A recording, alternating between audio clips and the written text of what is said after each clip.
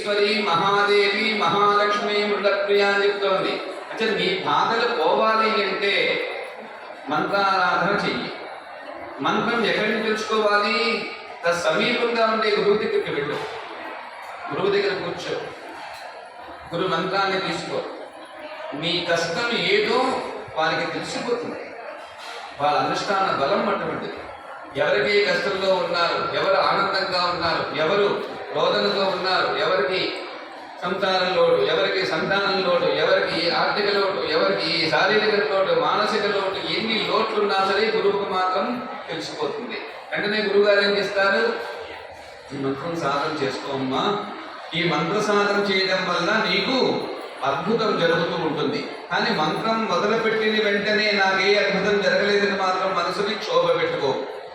ఖచ్చితంగా మంత్రం చేస్తే అదే వస్తుంది. మందార ముక్క వేస్తే గులాబీ పూలు పూస్తాయి. ఏం పూస్తాయి? శాంతి, మందారమే పూస్తాయి. అది ఎంత సత్యమో మంత్రానికి కూడా అంతే సత్యం ఉంది. మన ఎదురుకుండా మొక్కే కదా అనుకుంటున్నాం. ఆ మొక్క ఎవరు వేసారో ఈ రోజు వరకు మనం ముక్కలుగా బాధగా అది మొక్కలుగా మారుతుంది. అలాగే గురువులు కూడా మన ఎందు శ్రద్ధ, భక్తి, చైతన్యము మనం గురువు పట్ల లేకపోయినా గురువు మాత్రం ఎప్పుడు ఎక్కడ ఉన్నామని తలుచుకుంటూనే ఉంటాడు. వాడు బాగుండాలి, వాడు ఏ కష్టంలో ఉన్నామని కనిపించిపోతుంది ఇక్కడ. అది సాధన, గతి సాధన. ఆ సాధన ఎక్కడ జరుగుతూ ఉంటుంది? మొన్నే చెప్పారు గురువుగారు, మీరు మంత్రం చెప్పారండి, చాలా చేసేస్తున్నాను. మొన్న ఈ మధ్య ఆన్లైన్లో 2 మంత్రాలు నేర్చుకున్నానని చెప్పింది. వెరీ గుడ్, చాలా మంచిదమ్మా. అంటే ఇది చేస్తున్నావా, ఆన్లైన్లో చేస్తున్నావా అని అడిగాను.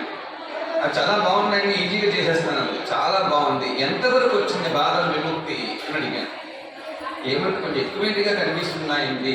లేదు, బాధలు ఎక్కువ అవ్వలేదు, దాన్ని నువ్వు ఎక్కువ చేసుకుంటావు. ఎందుకంటే సమయాచార తత్పర. ఆన్లైన్లో మంత్రాలు వినొచ్చు, తెలుసుకోవచ్చు, తప్పుగా. కానీ మంత్రోపాసన మాత్రం సహస్రారంలో గురువు గారు చెయ్యి ఉంచి మృగీముద్రతో ఉపదేశం చేసినటువంటి మంత్రమే మనం రక్షిస్తుంది, లేకపోతే రక్షించదు. అమెరికాలో ఉన్న వాళ్ళకి మంత్రం ఎలా వస్తుందంటే వాళ్ళు ఎప్పుడో వస్తారు. అదే కాగితకు రాసి వాళ్ళు అక్కడ ఉండి అక్కడ గురువు దగ్గరికి వెళ్ళి ఈ మంత్రం చెప్పించుకుని, లేదా ఇది పూర్వం ఎవరైనా చెప్పుకుంటే వాళ్ళే చెప్పించుకుని చెయ్యాలి, వెయిట్ చేయాలి. అంతేగాని ఈ రోజు చేయకూడదు. కారణం ఏంటంటే మనం ఈ మధ్య కొత్తగా ఈ లైన్లోకి మానేసి ఆ లైన్లోకి వెళ్ళి ఆన్లైన్లోకి వెళ్ళిపోతాం. ఆన్లైన్, ఆఫ్లైన్, ఆ 2 అలవాటు పడిన వారికి ఈ లైన్ పోతుంది. అమ్మ దగ్గర ఉండేటువంటి లైన్ మనకేంటవుతుంది? మిస్ అయిపోతాం. అంచేత మంత్రం ఏం చెప్పింది? గురుహీనం యదా మంత్రం ఆజహీనం యదామిహి. నెయ్యి అభికారం లేనటువంటి హవిస్సుని హోమం చెయ్యకూడదు, మనం రోజు తినకూడదు. గురువు గారు ఉపదేశం చెయ్యకపోతే మంత్రాన్ని సాధన చేయకూడదు. చిన్న ముగ్గు పెట్టినప్పుడు మధ్యలో విపురంటం అంటే చుక్క పెట్టకపోతే ముగ్గు కూడా చూడకూడదుట. ఇది ప్రధానమైనటువంటి విషయం. ఇది తెలుసుకుని చాలా మంది తపించారు. ఆ తపనతో మనం ముందుకు వెళితే సర్వశక్తిమైనటువంటి చైతన్యమూర్తి మనకు అనేక జన్మల నుంచి వచ్చే బాధల్ని, అమ్మ ఈ జన్మతో ఆపి అన్ని పొందేశాను, నేను చేయవలసింది నువ్వు చెప్పేసింది, నేను ఉండిపోయి బాకీలు అన్ని తీర్చేశాను, ఇంకేం ఉన్నాయా అంటే అడగకూడదు. మనకి మంత్రం చేసుకుంటూ వెళ్తే మన కళ్ళ ముందే తెలుస్తుంది అన్ని కోల్పోయాము, హాయిగా ఉన్నాం, చక్కగా ఉన్నామని. ఆ స్థితికి గురువు తీసుకెళ్తాడు. అటువంటి చైతన్యాన్ని ఇచ్చేటువంటి యోగ్యత మంత్రం ద్వారా దక్కుతుంది. జ్ఞానగమ్య పరిజ్ఞేయ జ్ఞానద జ్ఞాన విగ్రహ సర్వ వేదాంత సంవేద్య సత్యానంద స్వరూపిణి. ఎంత ఓపిక ఉంటే వాడికి ఎక్కువ కష్టాలు ఇస్తుంటాడు. ఎందుకు అంటే నీ ఎంత అద్భుతమైన ఓపిక కలిగినటువంటి జీవి అందరి కష్టాలు మోసి తీర్చేస్తావు. అందుకే నీ మీద మమకారంతో ఇస్తున్నాను అంటే ఎంతమంది కర్మలను తీర్చే యోగ్యత నీకు ప్రసాదించాను అని చెప్పింది అనుకోండి. క్యూ కట్టుకుంటారా? అమ్మవారు ఇచ్చినటువంటి క్యూ కట్టుకుంటారా? అంతేకాదు ఆ కర్మ తెచ్చి నాలో కలిపితే నా కర్మ ఆ కర్మ చేస్తే ఆఖరికి ఎందుకు మిగలను.